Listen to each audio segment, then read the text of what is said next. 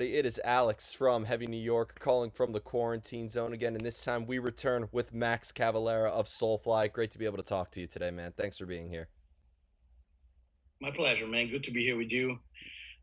Excited to be talking to you. A lot of stuff going on these days. Yeah, I got to tell you, Pretty hectic. from the last year and a half, I think every single album you've made, from every Sepultura album to Nail Bomb to Soulfly, I feel like every album you made is like has a lot more context now in the world that we live in. I had to say that. I was cranking Chaos AD and I was cranking Eye for an Eye like crazy because I feel like that this really was the time to be listening to just your lyricism and your music. Thanks, man. And yeah, we keep grinding, keep.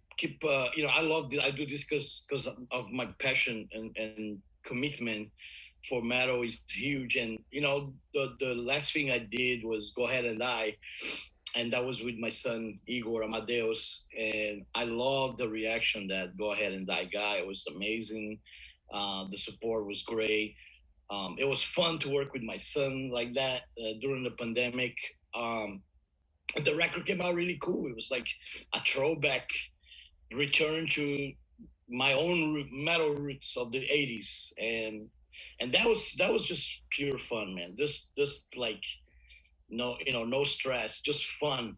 Um, and yeah, um, there's a big catalog of music out there, but I'm still going 1,000% to the future, man. Always. Yeah. I, Yeah. So there's working on new stuff, new tour. Exciting for the stuff that's coming up. I wanted to get to the tour in a second because there's a lot to talk about that. But I wanted to ask you because I've always admired how you were able to look at the world around you for your songwriting, for your lyricism, because I feel like you are really able to demonstrate aspects, even like with stuff off the first Cavalera Conspiracy album. I know that you were looking at the Debus ritual as like a source of inspiration with Inflicted and all of these Yep. different sources. Has the direction that the world has taken with the pandemic and this unrest and this uncertainty maybe influenced ideas for the next Soulfly album or even maybe another project in the future? Yeah, I think it always does. It's inevitable.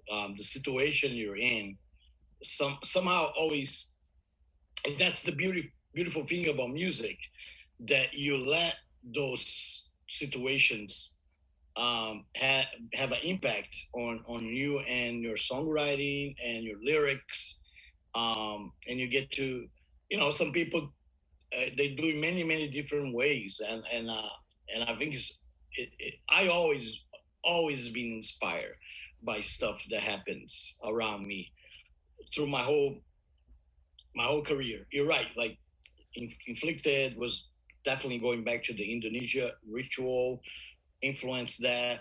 Go Ahead and Die was heavily influenced by last year's events of, you know, crazy heavy shit that happened in the world with pandemic and riots and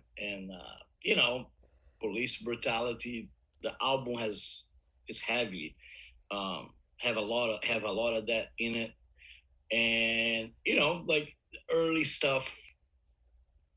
Chaos AD was very kind of political in his own way with songs about Brazilian jails, riots in Brazilian jails, and territory about the Middle East uh, events that's still going on right now. So it's funny. Like I look at those records, the records got old, but the situations never didn't change. Actually, got worse. Yeah. Well, It's weird. and that's why I'm really happy that you're playing with Dino from Fear Factory on this tour because when you look at Fear Factory's concept albums and you look at your stuff, I feel like you've always been ahead of your time. Like Fear Factory completely predicted, being taken over by artificial intelligence and all that. Can you and Dino maybe be collaborating and like maybe play a demanufacture song together on this tour or something like that? Or maybe even being that Arise is 30 years old this year, maybe bring that into the set list a little bit as well? Yeah, of course, all the possibilities are open. I'm huge, inspired and excited and happy that Dino is doing this with us. Dino is an old friend. we our friendship goes back to the early days of Sepultura coming to America. I think we met. I believe we met on the first the Beneath the Remains tour. For sure, by the Arise tour, we were friends, and um, he tells the story better. But I actually he had to wrestle me from the demo tape of that had Big God on it. I loved it. I was listening to it in my walk in his Walkman. I didn't want to give it back to him, and it was his only copy. And he had to like we had to like wrestle. He's got like he finally got it out of me, but I end up bugging Monty Connor at that time and saying you're a fool if you don't sign this band. Fear Factory. I mean, I think I even called them the future of metal. At Yeah. that time, I was like, this is the future of metal, and if you pass on it, you're a fool.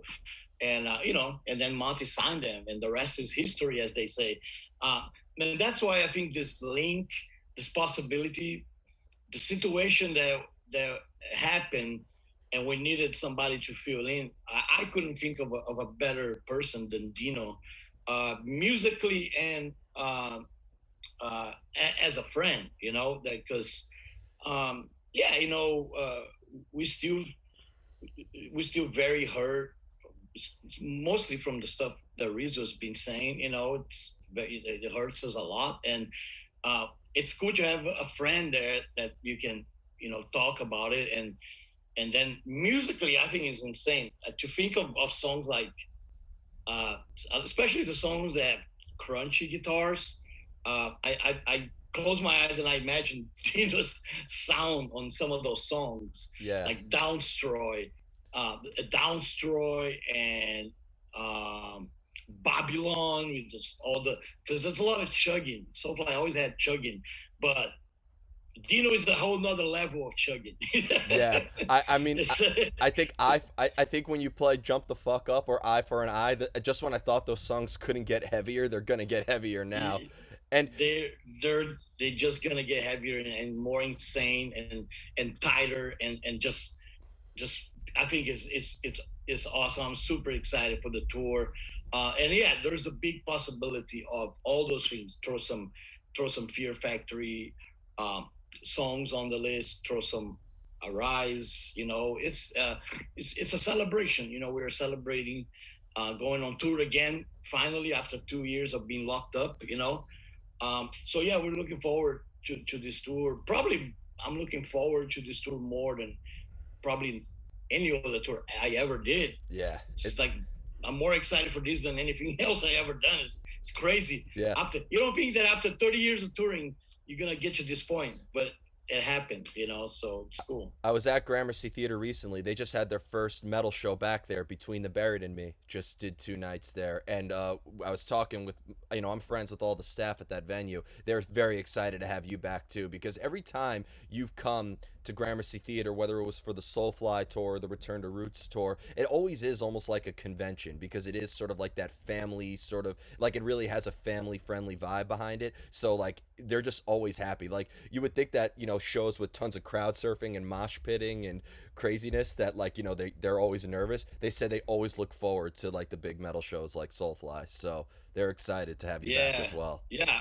I'm super excited. Like I said, this is a huge, and it's a huge opportunity for the fans also to see, two old school friends collaborating together like this in something special like a tour. Uh, I look at it as something special. It's a special thing that after this tour is over, Dino is going back to Fear Factory. He is not joining Soulfly. So it is that makes it even more special. That is just for this tour. Yeah. So yeah, like I look at it as a huge opportunity to create a very exciting, memorable, amazing tour that in 10 years from now we'll talk about. Oh, you remember the Dino, the Dino Max Soulfly tour? That shit was crazy. That was cool. Yeah. So it's a huge opportunity, and I'm super. I won't lie. As a metalhead, the chance to play with Dino every night and just hear that guitar right next to me. It's awesome. It's pretty special, man. I won't lie. I'm feeling pretty special about this tour. I think it's we all need it. You know, we need it after this whole, especially the last 2 weeks. Yeah. You know, I think that I think the fans will be excited to see that, and we as fans of the music ourselves, I'm super excited to share the stage Yeah. with Dino, and and also the Soulfly, guys, Zion and Mike. We're all being locked up, and we haven't toured also in 2 years, so Yeah. we're very excited to be back on the road. And New York is one of our favorite places, so that show, yeah, it's gonna be epic, man. Yeah. And Prepare yourselves. oh, I'm ready. And you know what's funny too, because this may be reaching a little too far and speculating too much, but last year was the 15-year anniversary of Roadrunner United, which is my favorite metal compilation album ever. So I thought maybe we could hear Independent Voice of the Voiceless, that song that you did on Roadrunner United, maybe because Dino was, I know, very much involved with that collaboration as well. So I thought, and those lyrics are, I think, are the most strong lyrics for what we need right now. Any you could just answer yes Yeah. or no. Any chance that that song will be included in the set list? Of course, there's always a chance. I take hints from, like you say, when you mention stuff like that. It's like a to me, it's like you're throwing a challenge. Like, are you challenging me to play that song? Let's go. Let's do it. Yeah. um, I love the idea that the Roadrunner United was great. I'm a little bit mad that Monty didn't make me a captain, but I understand. Like he was trying to do some different things with it, but it's all good. I love the song. I think Independent came out really sick, Yeah. and Yeah. yeah, maybe we save it, maybe just for the some special shows, maybe just for the New York show, Yeah. Well, something like that. So you, Monty, and Dino are all at Nuclear Blast now, so maybe we could do like a Nuclear Blaster United thing. Get Soil Work on there, Carnifex, Flesh God Apocalypse, Thyarda's Murder. Maybe we could yeah, do something like that. Just an idea. yeah. To me, it's always fun and exciting when you get a chance to work with somebody that you always respected and admire. And this is exactly this opportunity with Dino had. In fact, he was when we you know after the whole Rizzo thing happened, and I contacted Dino. Right away, his reaction was instantly, "Yeah, hell yeah, I'm ready. Let's do this." He didn't even blink, man. It was like, it's like, I'm totally down. You know, let's go. So um, to me, as a fan, like I said, of his work and his guitar playing, um, I loved it. I love the idea, and I love the challenge. Um, it will be different. Some of the Soulfly songs will sound a little different, but that's what's cool. That's what's exciting. Yeah. Uh, it's something new. It's something. It's we're shaking things up, Yeah. and I can't wait. Practice starts today, actually, a little bit later. Oh wow. And then we're gonna start, really molding those songs and getting them ready to play them as good as we can. But yeah, it's a huge honor and opportunity to be on this tour with Dino. I'm super excited. Yeah. I wanted to ask a little bit more about like your songwriting too, because I feel like there's elements that are open to interpretation with your lyricism because again, you take elements of spirituality, elements that are political. I mean, has do you like almost look for inspiration? Is there like research that's involved? I know that Manifest was written about the Canjaru prison, which I'm sure like it was a majorly talked about thing in Brazil at the time. But like, do you like? Is there research involved, or like, do ideas just come like out of nowhere? A little bit of both. Like sometimes you have to force a situation when you're looking for, especially if it's if you have a little bit of a theme on a record, That goes a little deeper on the inspiration. And I think the records that were more theme oriented, like Roots was a theme oriented record. You know, I had the idea to go to the tribe and bring all the Brazilian elements with metal.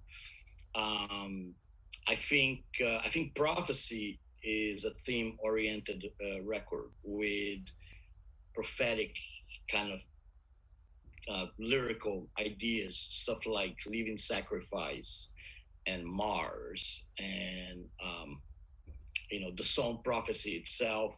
There's a little bit also influenced by the movie. I watched the movie Prophecy and I like that a lot. Um, you know, there's been other Soulfly albums. Archangel was kind of like this idea of mixing a lot of biblical content, spiritual, heavy spiritual stuff that was on the Bible that's very metal. That some people don't think that too much about that, but I always thought some of those some of those Bible things are real metal, and it was cool to write with sodomites and Bethlehem's blood and stuff like that. Yeah. Even Ritual was kind of a theme kind of a record because I think metal in general is very ritualistic. You know, 100%. it's full of rituals, man. From everything, even the way we listen to metal, I think, which has changed through the years. It used to be the vinyl, and you put the vinyl in the needle. There was a whole ritual involved, in like you staring at the fucking album cover and lyrics, and you're reading and you're spending time with that album. You're getting to know that record.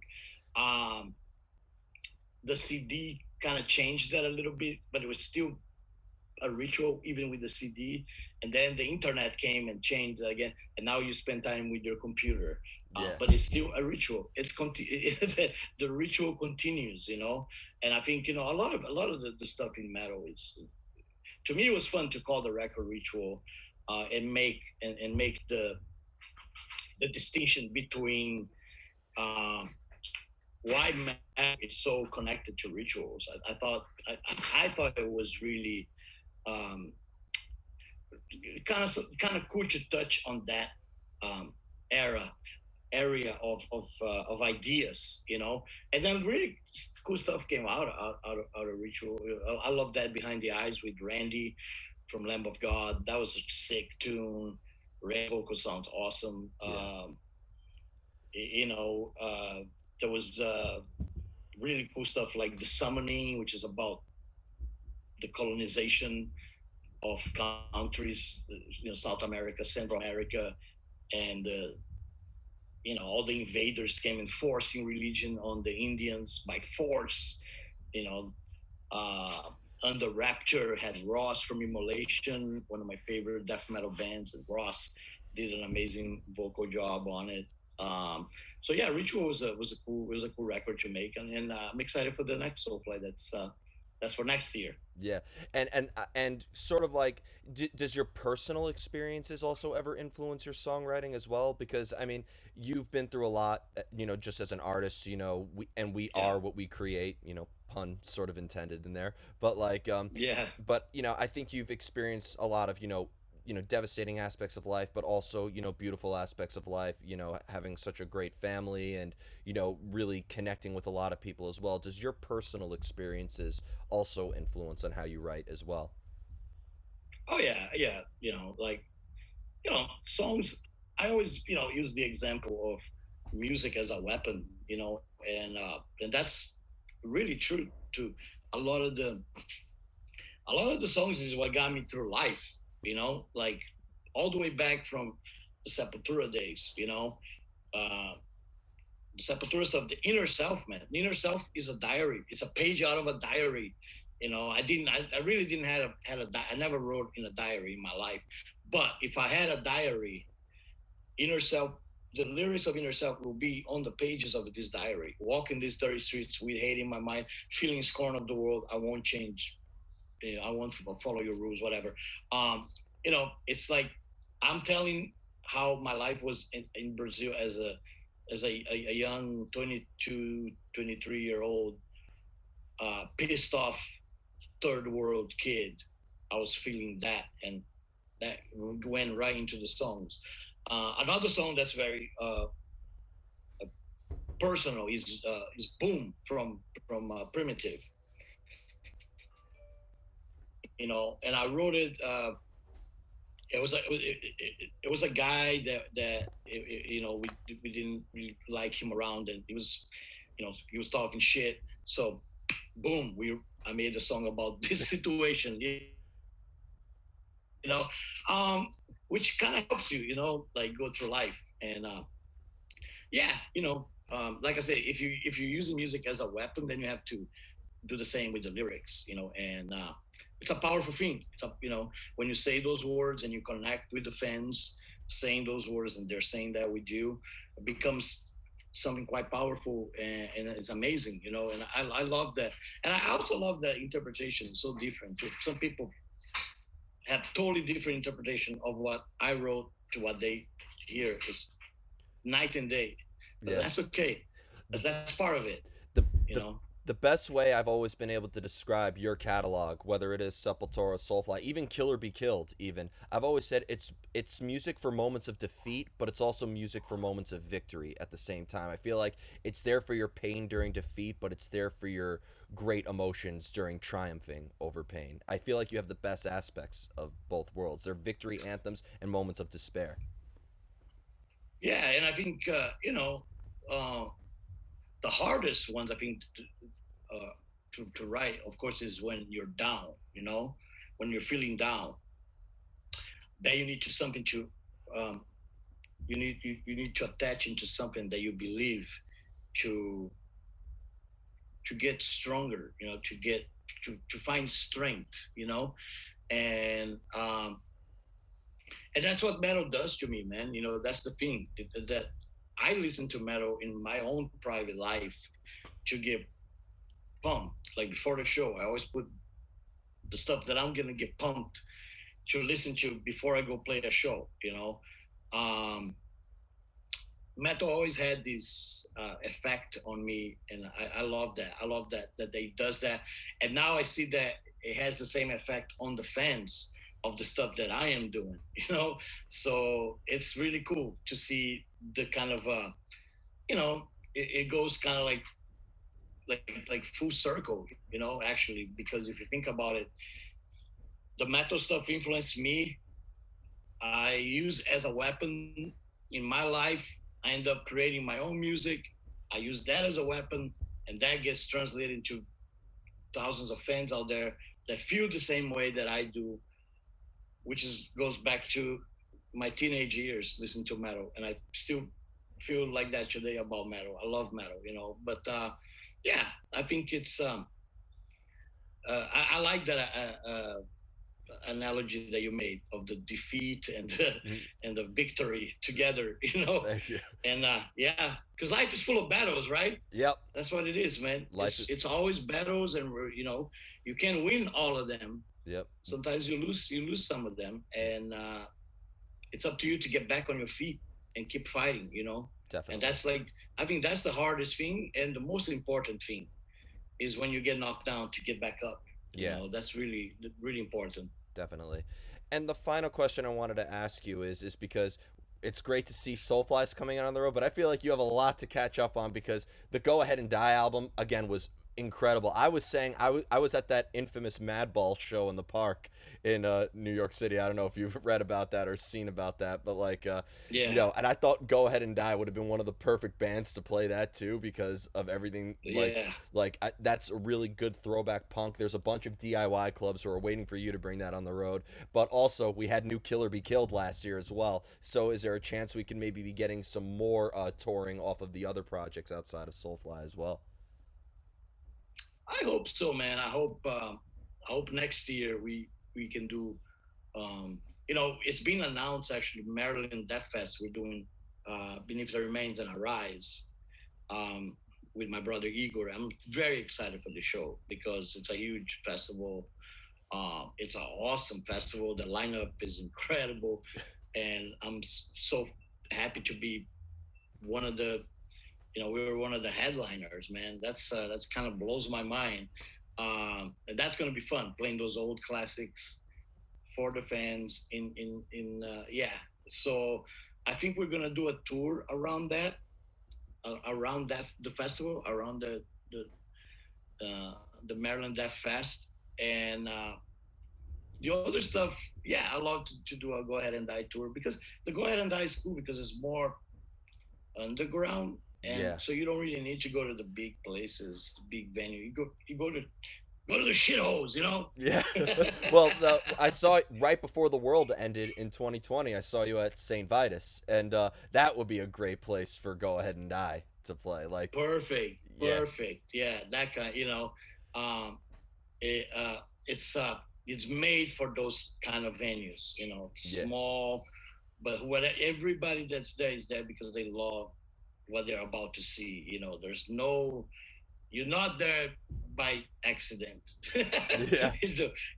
You're not there. Oh, there was nothing today to do. I just came here to see what's going on here. None of that. You're there for a reason. I brought some. I did bring some unwilling participants to shows like that who like didn't know anything about metal. They're like, "Oh, what's this DIY Right. death metal show you're talking about?" I'm bringing in like my friends who work at like Wall Street and stuff like that. I'm like, All right. and they're coming Good. in like their Good. suit and ties or whatever, and then they have to go back Yeah. to their corporate job, like so it looks like Fight Club and everything like that. It's great. Yeah. I mean, I think definitely we're gonna tour. Go Ahead and Die tour. Definitely gonna. I hope maybe with a different, another underground act. Something like that, like a package, like almost like a little package. Because those are kind of my favorite tours, and hopefully, next year.